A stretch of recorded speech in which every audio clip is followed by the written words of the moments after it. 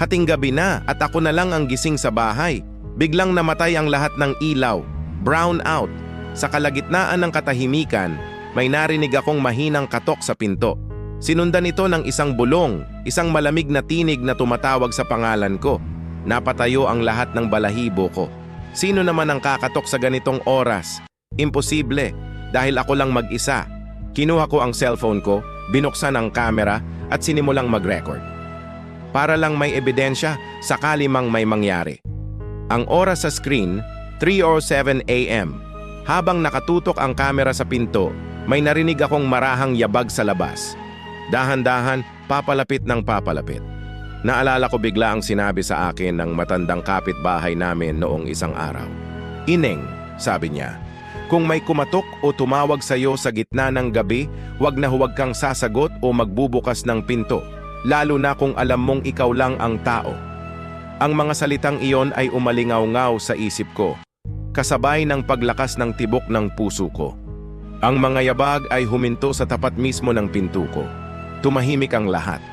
Dahan-dahan akong umatras, palayo sa pinto, hanggang sa mapasandal ako sa pader kung saan nakasabit ang isang malaking salamin. Napatingin ako sa refleksyon ko at halos mapahiyaw ako sa nakita ko. Sa likod ko, sa loob ng salamin, may nakatayong isang matangkad at payat na anino. Wala itong mukha, pero may dalawang pulang mata na nakatitig ng diretso sa akin. Biglang huminto ang lumang orasan sa dingding. Ang oras, 3:33 a.m. Kasabay nito, narinig ko ang pagkakalansing ng seradura ng pinto ko na parabang may pilit na nagbubukas nito mula sa labas. Wala na akong ibang nagawa kundi ang pumikit ng mariin at magdasal. Paulit-ulit kong binigkas ang lahat ng dasal na alam ko. Hindi ko namalayan na nakatulog ako sa sahig dala ng pagod at takot. Nagising na lang ako sa sinag ng araw na tumatama sa mukha ko. May ilaw na ulit. Agad akong napatakbo sa pinto. Nakasara pa rin ito at nakalock.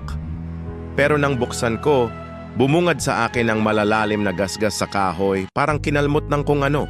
At sa tabi ng doorknob, may mga fingerprint na gawa sa itim na uling. Kaya tandaan nyo, kapag tinawag ka sa hating gabi, huwag na huwag kang sasagot. Hindi mo alam kung sino o ano ang naghihintay sa labas. Salamat sa panonood. Kung nagustuhan nyo ang kwento, huwag kalimutang mag-like, mag-comment, at mag-subscribe para sa mas marami pang katatakutan. Ingat kayo palagi.